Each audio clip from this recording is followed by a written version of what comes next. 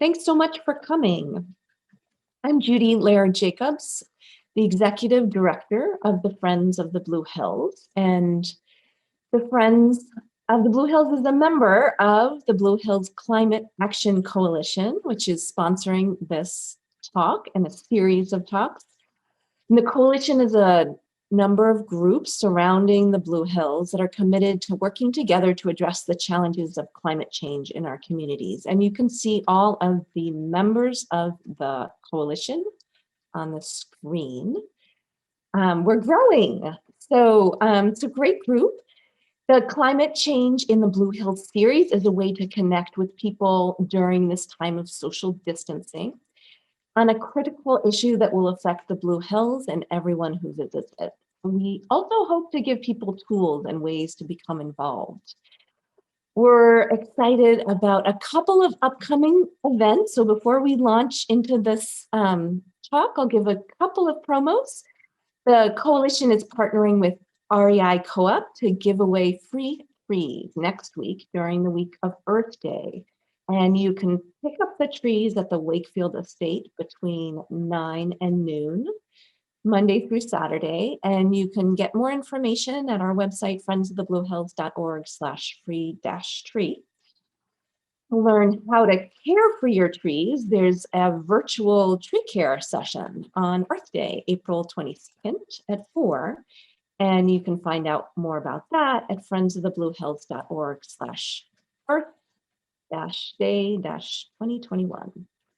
And just save the date, April 29th, Rick Kessley, who's from the Friends of the Blue Hills, will talk about climate and how it affects vernal pools and the species that live in vernal pools. And that would be the end of our virtual series. So all of the talks that we've had in the series are recorded and posted on the Friends of the Blue Hills website and the coalition website, which is bluehillsclimateaction.org. Before I introduce Ian and Carrie, just couple quick notes about Zoom. You please, anytime you have a question, you can just write it in the Q&A. The comments go only to panelists, and that's kind of troubleshooting. We'll respond to your comments there. But if you have questions, put them in the Q&A. And that's it. So now I can introduce Ian Cook and Carrie Snyder from the Neponset River Watershed Association.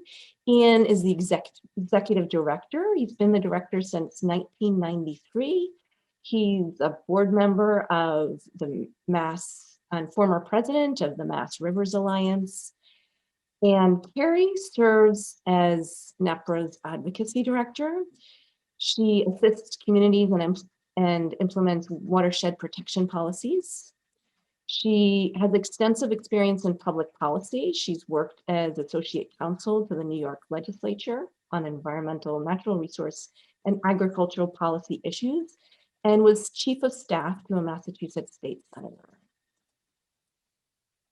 So, Carrie and Ian, thanks for coming. Thank you. Thank you for having us. And thank you to everybody who's here to hear about an interesting topic. This is an issue. This is a really, I don't know if everybody was seeing that previous slide. It was a really exciting slide that was completely black. Here we go. All right, now we're back to the slides are working. So we at the Watershed Association typically don't think on a day-to-day basis at the global scale. But the reality is that wherever you're working on, whatever river or whatever park you're interested in these days, you do need to think at that scale a little bit, because we're all facing a whole series of challenges that are driven by global climate change and the implications of that. And so it's always good to sort of step back and have that wide perspective. You want to go to the next slide, Gary? The spot that we do, one too far. The spot that we do spend most of our time talking about and thinking about every day is the Neponset River watershed. This is a map of the watershed. It includes parts of 14 cities and towns. And you can see down in the bottom left, down in Foxborough, is where the river starts, and it makes its way sort of northeast through the map and comes out in Dorchester next to the painted gas tank. Um, so it's a good size area, but certainly not a global size area. And one of the things that has happened in the debate about climate change over the last couple of years is we finally got information that let us really think about climate change in terms of its local impact and what the implications of that are going to be locally. It always seems sort of vaguely comforting to think like, oh, the Earth is 1 degree warmer. That seems sort of nice almost. But when you sort of really start to downscale the implications of that to a particular place, you can start to understand what that really means in terms of local impacts. And tonight we're going to talk about particularly the way that is going to affect water issues in all of our communities. And this is such a big topic, we've divided it up. So I'm going to talk about the problem, and then Carrie is going to come along and solve all of our problems in the second half of the presentation. So forging right ahead, everybody knows that climate change is all about getting warmer. We hear a lot about things being hotter. And in fact, that is the crux of the problem. But getting a little bit hotter has a surprisingly broad array of other kinds of implications. Want to go to the next slide, Gary? And just to put how much hotter in context, this is a downscaled temperature projection for our area. This is actually for Norwood. The numbers would be essentially the same anywhere in the Neponset watershed. And what this is kind of a lot going on in this graph, but on the left in the gray is the historical data, and the little bars going up and down on the left, the dark bars, are the actual number of days we've had since 1950, each year with temperatures above 90 degrees. And you can sort of see there's kind of an average there, about 7 days a year is the average. And some years it's higher, quite a bit higher, and some years it's lower than that. But it sort of exists within that light gray kind of range of expected variability. As you move to the right side of the graph, you're moving into the future and projections about what's going to happen in the future. And essentially the dark blue line as you move to the right is sort of the expected average as we go into the future. And the light blue area is the expected range of variability. So a couple things jump out at you. One is that, yes, it is getting warmer for sure. There still are going to be years that don't have that many hot days in them, but there's also going to be years that have a lot of hot days in them. And the center line of that trend is going from, something like 7 days a year to something more like 30 days a year. But if you look at the upper range, it's a little more concerning. And this is the projection in the lower emissions scenario. So this is a reasonably optimistic set of expectations about what we're going to do with emissions going forward. You want to look at the next slide, Carrie? And this just adds a less optimistic forecast of emissions. And it's this graph that really starts to get alarming. When you see, the possibility that by the end of the century, we may have on average 70, 75 days a year over 90 degrees here in New England, you can start to think about how dramatic the kinds of changes we're going to see in the landscape and to our water systems. And again, you have to look at that range of variability. So some years, we might only have 20 days a year. But some years we might be up at 110, 115 days a year of over 90-degree temperatures in Massachusetts. It's really pretty shocking. So moving right along, Carrie. So one of the most obvious and sort of best understood of the impacts of that, I think, is what's going to happen with sea level rise. As things get warmer, ice around the world melts, the ocean expands. And here in Boston, we're expecting in a low emission scenario, maybe something like 2.5 feet of sea level rise. That's sort of the dark blue line on the left. As we go into that higher emission scenario, it starts to get more dramatic. Now you're talking 4 or 4.5 feet of sea level rise. So for communities that are on the coast, like Boston, Quincy, Milton, and others all up and down the shore, that has pretty significant implications. You want to advance? So, and just to put that in context, a couple years ago, we had if you recall, we had I think it was February, we had a coastal nor'easter combined with a lunar high tide. And this is actually a picture of sort of what that looked like. It was a little deeper than this at the worst, but what that looked like a couple of years ago behind the Adams Inn in Quincy, if you know where that is by 3A. So, and I can say that the owners of these cars are not really terribly excited about this level of water. And as you can see, the back door of the Adams Inn is rather underwater there. Next slide, Carrie. This is the same event at Milton Landing, sort of looking down from the 88 Wharf condominiums towards the landing and the parking area and the boat storage area for the Milton Yacht Club. And that fence you're looking at is, I believe, a 48-inch high fence. And to put this in context, as we look forward with sea level rise predictions for our area, we're talking about this level of flooding being potentially, by the end of the century, a monthly occurrence. So it really is a dramatic change from what we're accustomed to. Next slide. This is actually a map, and it's probably a little hard to see at this scale, but this is a map of the Neponset Estuary. So Boston at the top, Milton sort of towards the bottom left, and Quincy towards the right. The river kind of going up the middle. And there's three colors on this map. The very lightest color, which only appears in a few little areas, is the area that we expect to be inundated with a 1% chance. This is by the end of the century. The medium color are areas that we expect to be inundated with a 10% chance each year. So in theory, on average, you would see this about once every 10 years. And then the area that's in the darkest color is the area of 100% expected inundation probability per year. And if you start to look carefully at this map, it's impressive how much of the landscape that we think of as normal streets, buildings, etc., is forecast to be underwater on an annual basis. And it's really going to challenge us to rethink the way we are operating in some of these communities. In some cases, that means adding sort of shoreline. Well, here I'm getting into the solutions. I should let Carrie do that. But there are solutions to this, but they definitely involve a lot of thought and a lot of hard choices that we need to start thinking about proactively now. Next slide. The other thing that's going to happen, so we're going to have water coming up from the ocean.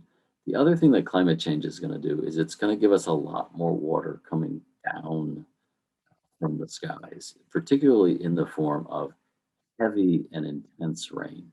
On average, we're expecting to get more rain on an annual basis, up to 5 or 7 inches more rain on an annual basis.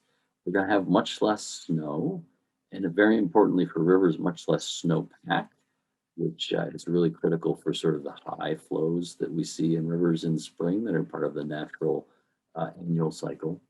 And we're going to have a lot less of the sort of gentle, sort of sprinkling rain that our rivers and our water supplies and our grass species are adapted to.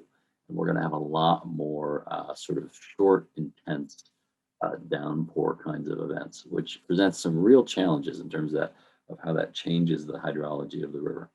So moving along, Carrie. And this is just a graph of the country sort of showing how over the last 50 years, the frequency of heavy precipitation events has changed. And the thing that's really striking about this map, of course, is if you look at the Northeast, the change that has already occurred has been very dramatic in the Northeast. It's projected that that's going to continue to be a trend over time. Go ahead, Carrie. So what does that mean? What does, less gentle rain and more heavy rain mean? One thing it means is a whole bunch of different ways it's going to challenge our infrastructure. So our communities are built around drainage infrastructure, storm drains, those little grates you see on the side of the street near your house that collect water from the street, from your yard, from your driveway, off your roof, and carry it generally, in most cases, to be frank, to the nearest stream. And with most of our infrastructure, which is pretty old, without any kind of water quality treatment, which is a big water quality challenge for us. But one of the things that's going to happen with these heavy downpours is that our existing drainage infrastructure is very often inadequate to the task. It's old, it's undersized, it's poorly designed. And as we start to see more and more intense short rainfall events, we're going to start to see a lot more what you might call nuisance flooding or street flooding, um, which seems kind of minor, but actually does a surprising amount of damage. Even though it's not a major flood, it's just, a big puddle and you can't get to work, or, there's a traffic jam, or if you weren't driving a full-size pickup truck, you actually might be stuck in this puddle. Creates a lot of water in basements, helps drive mold issues, creates a whole variety of challenges that we need to think about how to adapt our infrastructure to deal with better. Next slide. Yeah, so we talked about the small events getting, they're still relatively small, but they're bigger than they used to be, enough to overwhelm our drain systems, happening on a pretty frequent basis. And what happened in the town of Norwood last summer was an example of sort of the other end of the spectrum. So, we've always had big floods, but one of the things that's happening with climate change is what we've traditionally thought of as a big flood is bigger than it used to be. And in downtown Norwood, there was a very small area right over the center of downtown Norwood that received a very intense rainfall event last summer. And it completely overwhelmed the storm drain system so that the water couldn't get out through the storm drains. And there was a very painful experience of discovering what happens in Norwood Center when the storm drain system fails. And unfortunately, a lot of the water in Norwood Center ends up going into the back door of Norwood Hospital, the way the downtown is laid out right now. Part of the problem behind this, it's not the entire problem, but it's a big part of the problem, is that Norwood Center, like many other areas in our watershed, is pretty heavily paved. And as you pave things, water can no longer sort of soak into the ground. It doesn't kind of slow down and percolate. It rushes off very quickly and greatly intensifies the kind of flooding you experience. And we've seen this, if you remember the floods they've had a few times now down in Texas and Houston, where flooding was just tremendous, and all of that extra pavement was a big factor.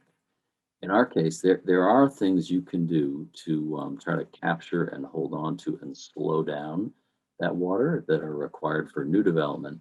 Um, but in places like downtown Norwood, those haven't been implemented because they were invented, essentially before people started worrying about things like this. The next slide.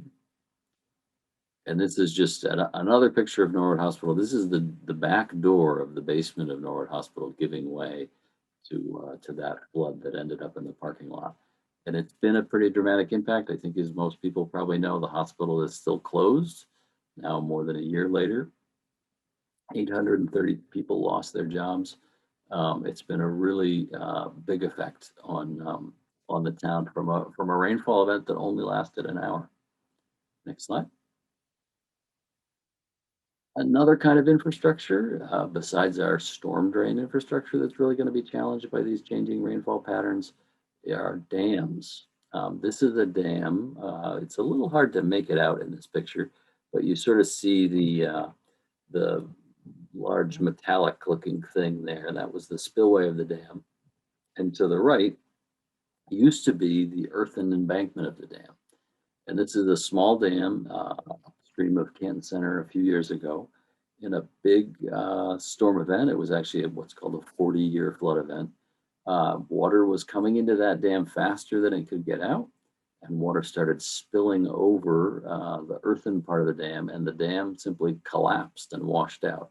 And on the right side, you can see some of the damage that it did to the road and to the apartment. And there's lots of damage that occurred to the apartment buildings.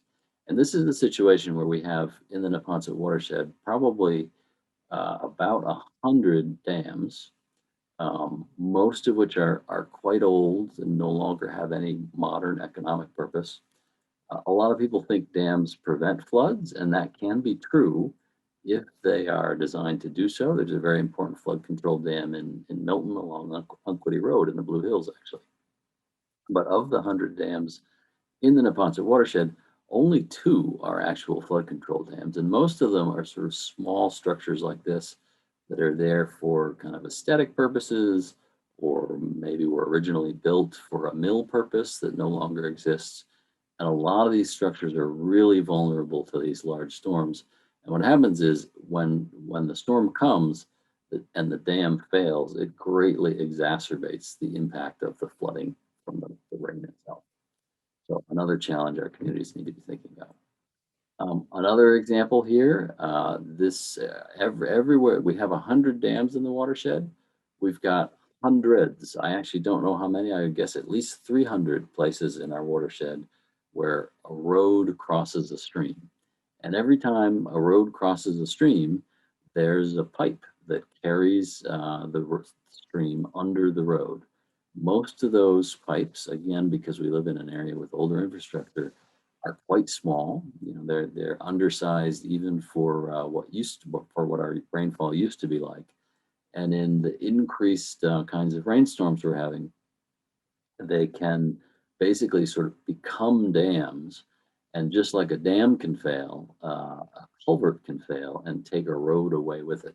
This is not in the Neponset watershed, thankfully, but it has impacts similar to a dam failure with the added drawback that when this happens, you know, hopefully you are not on the other side of this former culvert needing help from emergency management officials, because they're taking the long way around to get to you, aside from the damage that it's doing to the river and the cost of repairing that. So making our culverts bigger is another thing we need to be thinking about. Carrie? And this, I think, is one of the greatest ironies of what climate change is going to do to our water system. So we're going to have more water overall on average. We're going to get more of it in sort of large, intense rainfall events. But ironically, at the same time, we're also going to have more frequent drought. And we've actually seen this 2020, we actually had a drought. It just we kind of just got back to normal over the winter. And in fact, the state just declared a new drought in the Neponset watershed area last week. So hopefully we're not getting set up for another dry, difficult summer here. But drought, just like too much water creates challenges, too little water also creates challenges. Next slide. And this is just a shot of the Neponset River. This is actually the Neponset River in Milton during a drought that happened in, I believe it was 2016. And it simply kind of visually illustrates how dramatic the effect of a drought can be on a small waterway like the Neponset. You know, if you're somebody who wants to go canoeing down the Neponset River, if you're a fish trying to make your way through life living in the Neponset River, these kinds of conditions are really challenging. And for the Neponset, part of the issue here is water withdrawals. There's about 120,000 people in the upper part of the watershed that get their drinking water from wells, the same source that are feeding the river. So part of this problem is a local man-made problem, but part of it is also a climate problem. And somebody I think had asked, you know, how can you have more rain and more drought? And I think that the thing that's really kind of hard to wrap your head around with climate change is that what climate change really does is it drives the extremes, right? So like you hear about like, oh, the world is 2 degrees warmer. That doesn't sound so bad. But the reality is when you're 2 degrees warmer, it means, a lot of the time you're 40 degrees warmer. And then some of the time you're actually colder than you were.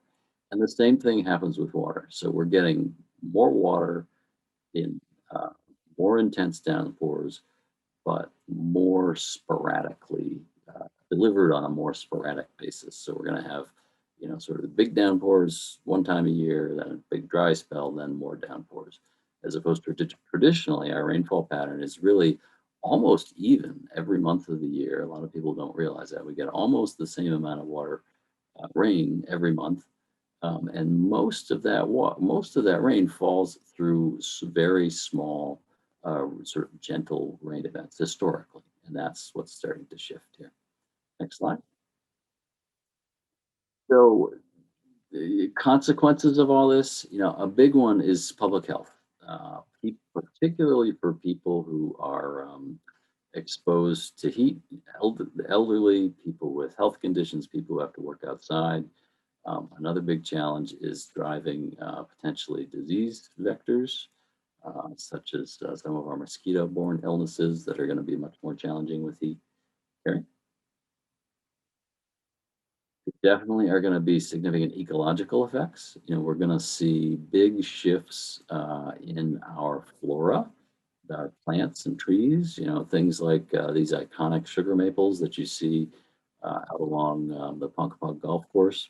Are going to have a really hard time surviving in our area with higher temperatures. On the left is actually an algae bloom in Turner's Pond. And one of the things we've been seeing in our water quality data lately is that when we get this very intense rainfall, it tends to wash a lot of pollutants off of, streets and roads and into the river. And when we get very dry periods, we've seen some real issues with fertilizer causing algae blooms and other kinds of water quality problems. And then some of our sensitive species like the eastern brook trout that we still have a surprising number of in the Neponset watershed, are very sensitive to temperature changes, water quality changes, and with that, you sort of move up your way up the food chain to the cute little mark peeking out on the back of the tree there. Okay, one more slide. And the other thing that we have to sort of keep in mind with this is just as happened during the pandemic, the burdens of climate change and these impacts are not equally distributed. And the ability of different members of society to successfully adapt to these changes is not equal. If you are in, a leafy green suburb, it probably is not as hot in your neighborhood because those trees are helping to keep things cool. There's lots of shade. If you reside in a highly urbanized, dense neighborhood, as many people with fewer resources do, you are likely to have very few trees left in your neighborhood, and you're likely to have higher temperatures. So that shift can have a bigger impact on you and your health. And you may also have a more limited ability to adapt, right? If you have enough money, you can just go buy a bigger air conditioner. And if you don't have enough money, you've got a different kind of problem on your hands. So I think that's also an issue we have to really think about as we start to think about how to deal with climate change issues. So with that, I'm going to hand it over to Carrie, and Carrie is going to, I'm kind of the gloomy one here, but Carrie has in her back pocket solutions for all these problems. Oh, yeah. All right. So we hear about all the effects. So what are we going to do about it? And the first thing I would say is make sure that you vote. We really need broad-based changes. Individual changes in behavior is great, but it's not enough. It's not sufficient. So make climate change a priority issue that you measure candidates against. And when you're thinking about their policy proposals. And I'd urge you to support candidates that have policies that aim to meaningfully reduce emissions. and this is on a large scale basis, particularly on a federal level. Those policies that prioritize equity and environmental justice. As Ian said, these burdens are not equally distributed. And those who have been traditionally underrepresented in policy decisions are bearing the brunt of the impacts of climate change. And these burdens are cumulative. So it's not just what's, one development going into a community. It's all of everything that has happened before that. So we really want to reverse that and make sure that we are mitigating those impacts in those more vulnerable communities. And then I support federal and state funding for climate resiliency projects, both coastal and inland projects. Watch for our calls to action in that respect. We try to alert people of priority state bills and budget items. So if you visit us at neponset.org and sign up for our newsletters, we'll make sure that you know about those. We also need to rethink how we develop our municipalities. We've significantly changed the environment for our own convenience. This is really the reason that we need to be so concerned about the impacts of climate change. These alterations have increased our vulnerability to high heat, to drought, and to flooding. So we need to not just make sure our infrastructure is climate ready, but also rethink future development and how we continue to build out. So as Ian alluded to, in a natural state, the water is seeping into the soil, it's feeding our vegetation, it's getting into our groundwater and making its way to a water body and getting filtered that whole way. But as we build out, we're putting in hard surfaces, and these hardscapes just force the water to run off. It's interfering with that natural absorption. And so it's no longer a resource, it's a nuisance, and we need to do something about it. So again, as Ian said, we've developed, infrastructure, underground infrastructure that takes the water from the street and dumps it out at the nearest stream. And I just want to emphasize what Ian said is that this generally happens without any filtration or treatment of any kind. So whatever that water is picking up on its way to the storm drain is going right into our streams and rivers. Municipalities have a lot of power and control over how their communities are built. And so one of the things that's important to do is to rethink how we're doing all this, right? And we have new strategies to deal with stormwater rather than just shooting it out into the nearest stream as fast as possible. And we really want to make sure that those strategies are incorporated into our zoning bylaws, subdivision bylaws, and any other planning policy, because that's going to help our communities be more resilient.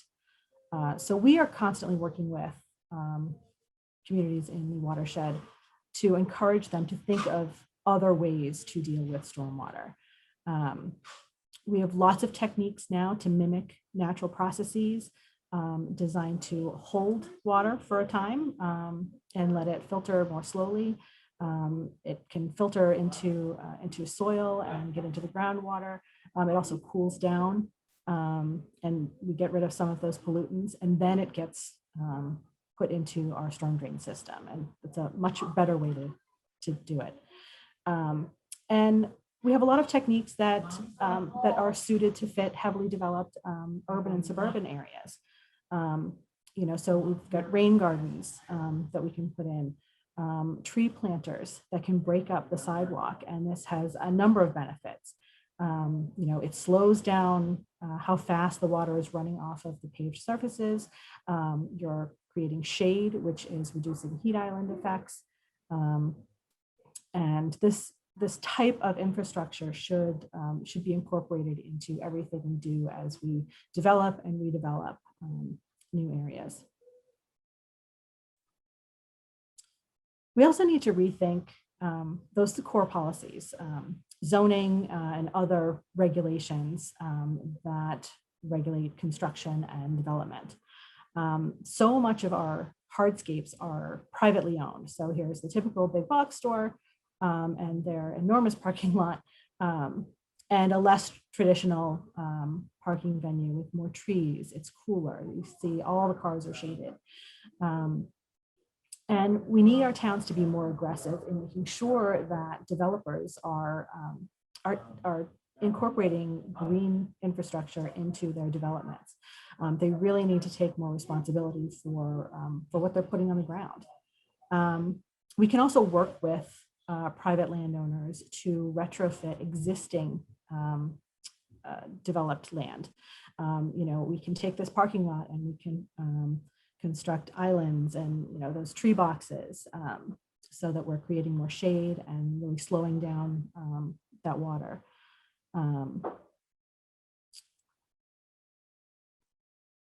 So the other thing about zoning is we need to think about where we are building, and we need to really pull back from water resources and floodplains. A lot of us look at FEMA maps, but they're not updated as regularly as you would think. And typically we're looking at the 100-year flood zone. That's what we regulate. That's what we want to make sure developers are being careful about. But with climate change, as Ian said, we're looking at much bigger rain events and therefore bigger floods than ever. So we really need to be looking at a larger area, the 500-year floodplain. And currently building in that zone is not regulated. So we really need to update the data that we're using. These floodplains are mapped based on 1960s rainfall data, which is completely outdated. And we really need to be looking at forward-looking data and updating our regulations to make sure that we're really protecting that land. We also need to restore and protect existing floodplains. These are supposed to function as storage. They store floodwaters, they slow it down, they keep it from coming into our backyard and causing property damage and public safety hazards. But we have built in a lot of them. So we really need to consider making sure that we don't do that going forward, and also consider restoring some of these places. And then, as Ian mentioned, along the coast in this estuary, we're looking at properties that are already existing in areas that are going to be inundated with floodwaters. And so what do we do about that? We're also still building, which is another problem. Everybody wants to be on the waterfront.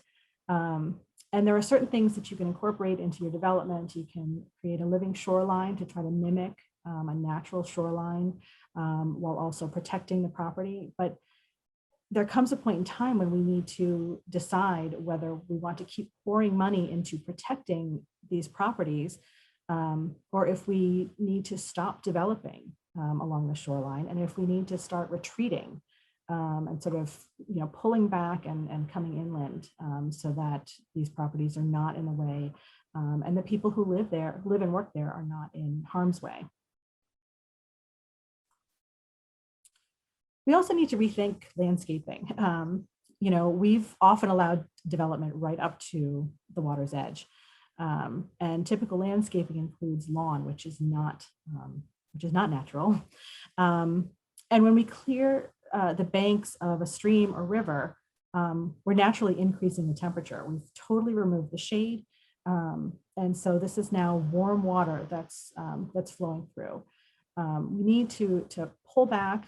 We need to update our regulations to make sure that we're not impacting that riverbank and that stream bank. This is much more of a natural riparian habitat.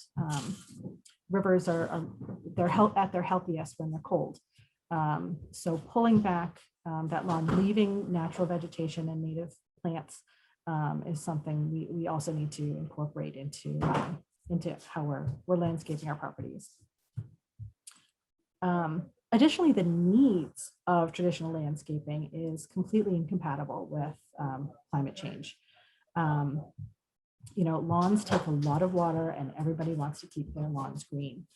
And most of our towns get their water from groundwater sources locally.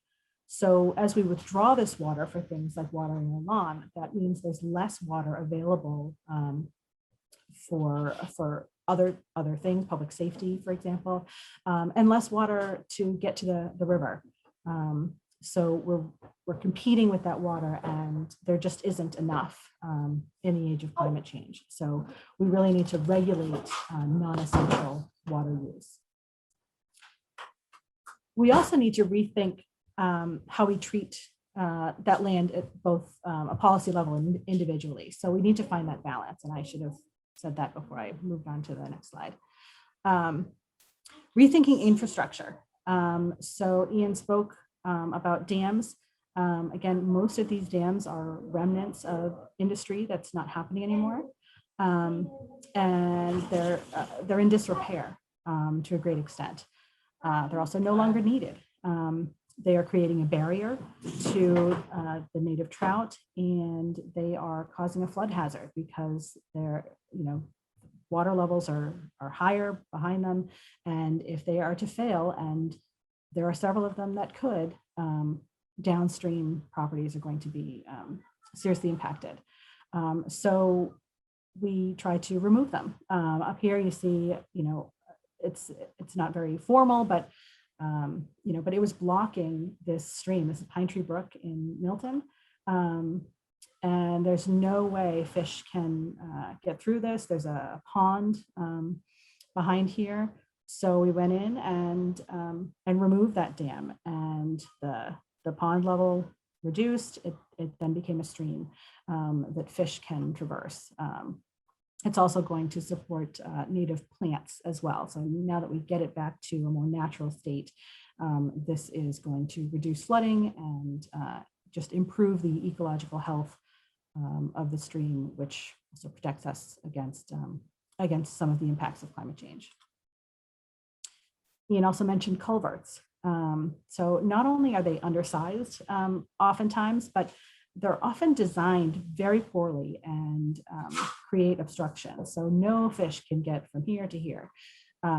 So what we need to do is we need to start replacing these with more natural bottoms so that wildlife can cross under the roads.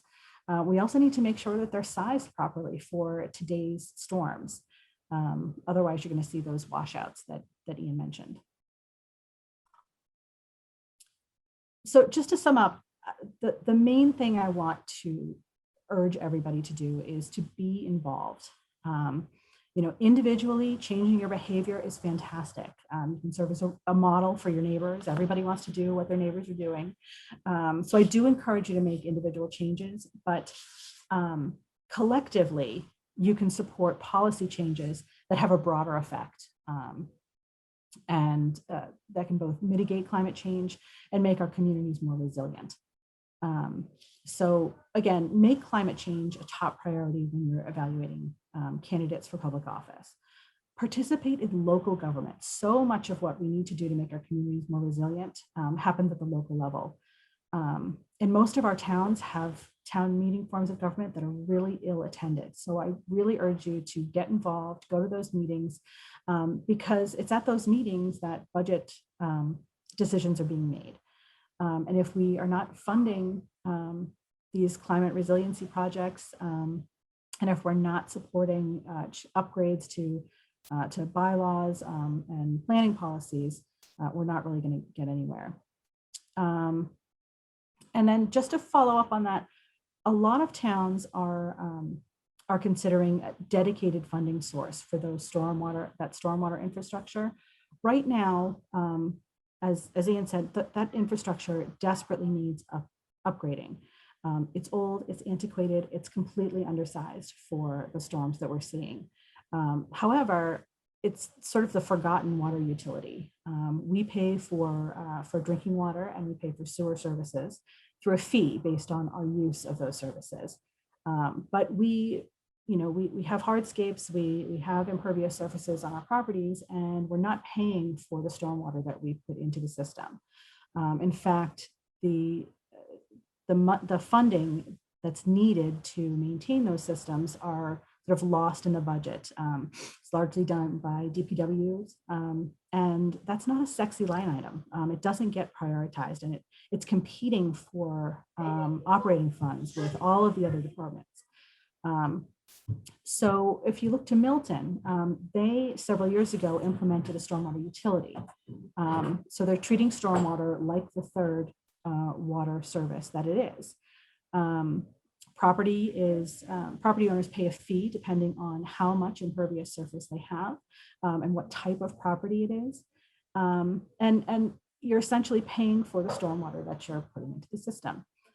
Several other towns across the state are, including within our watershed, are considering dedicated funding like stormwater utilities.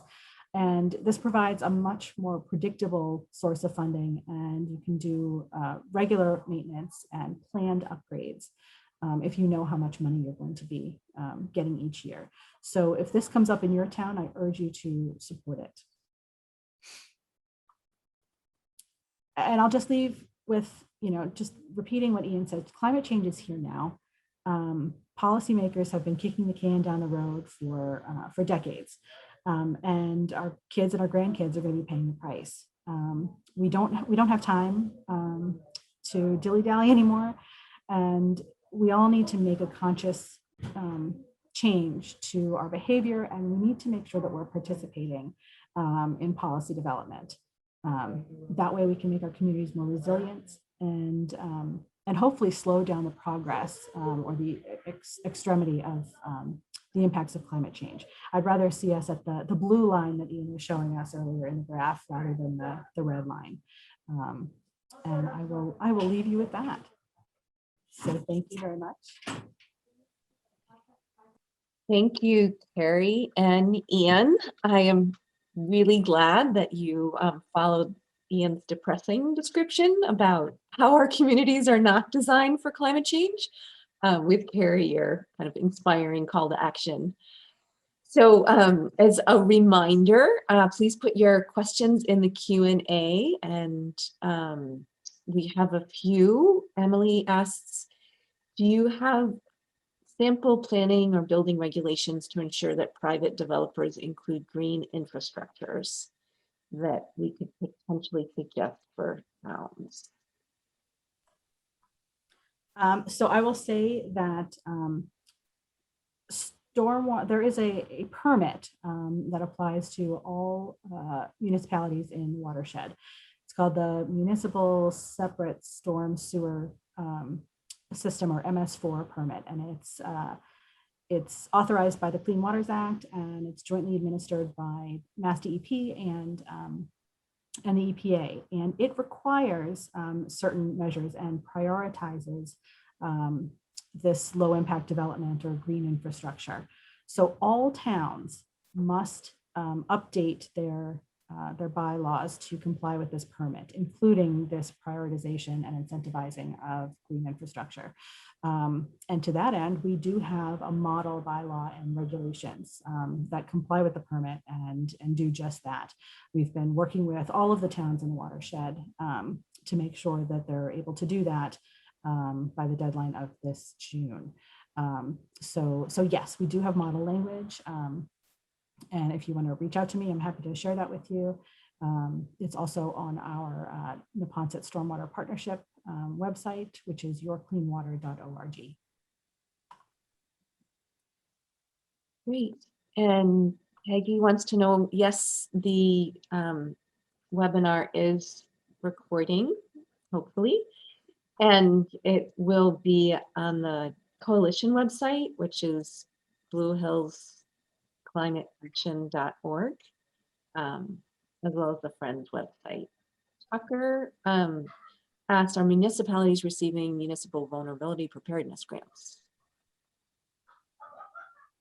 Sorry, was the question, are they?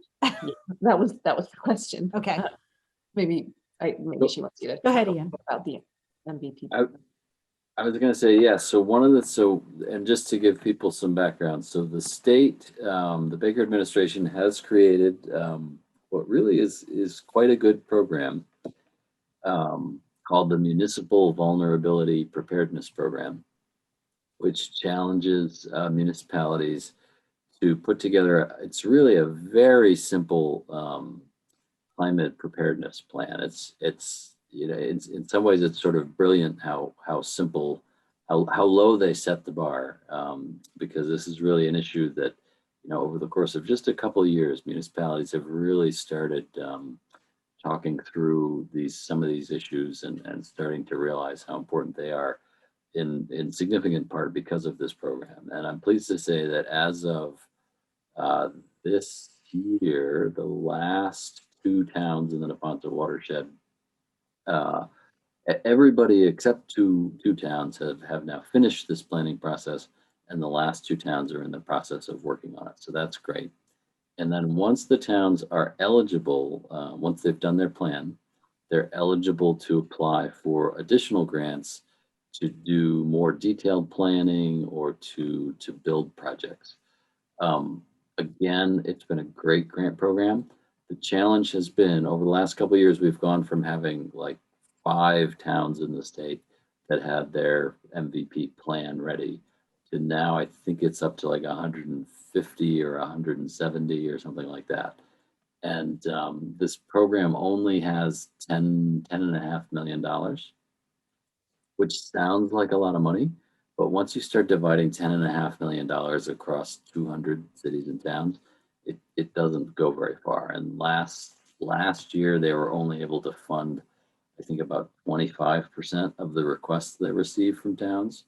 And we expect it to be even worse this year. So one of the things we've been working on with others is trying to establish a more robust funding source for that grant program, actually.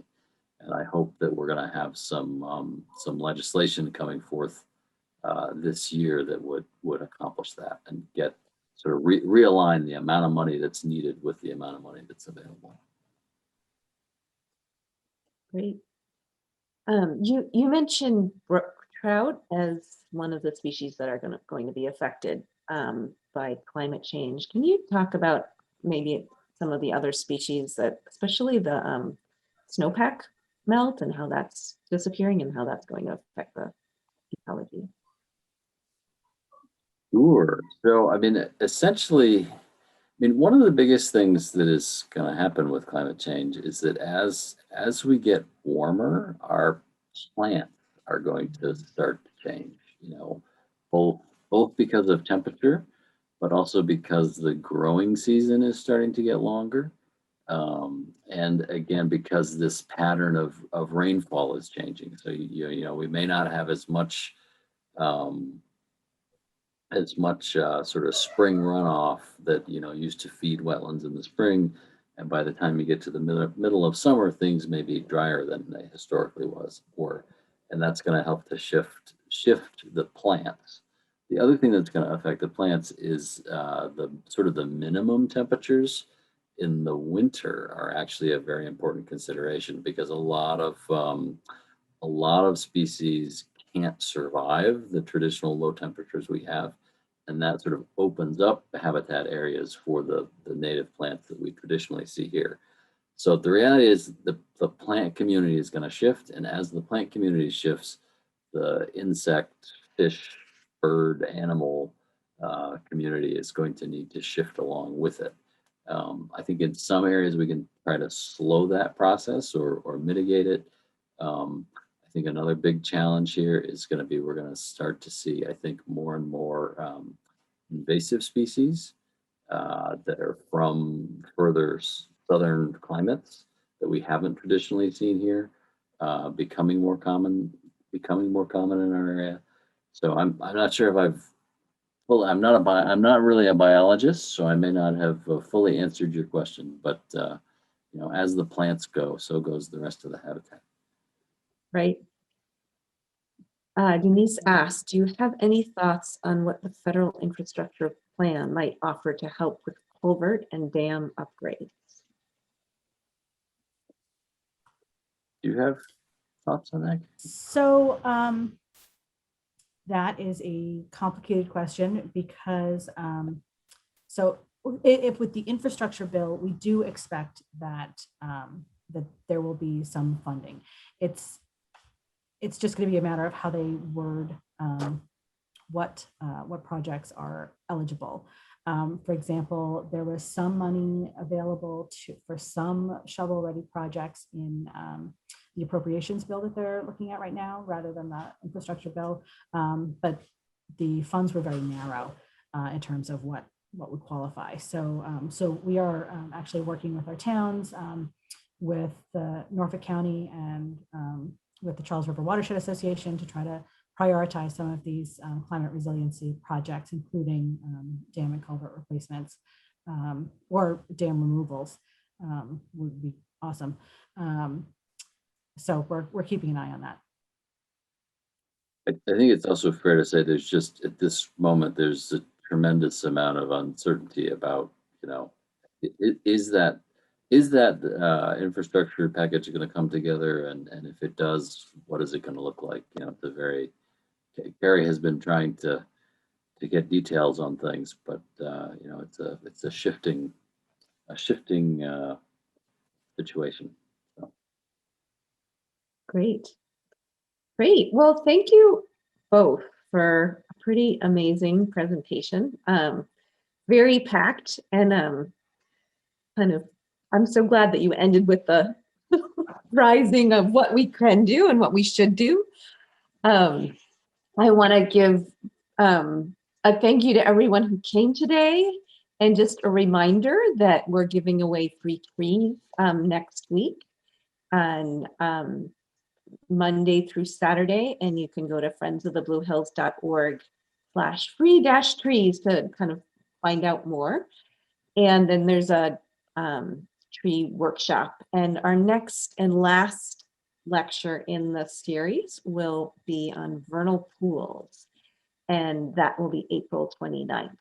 And that's it. Thanks again, Carrie and Ian. It's great to have you here and hear all that you have to say. So have a great evening, guys. Thanks, everybody. Bye, thank you.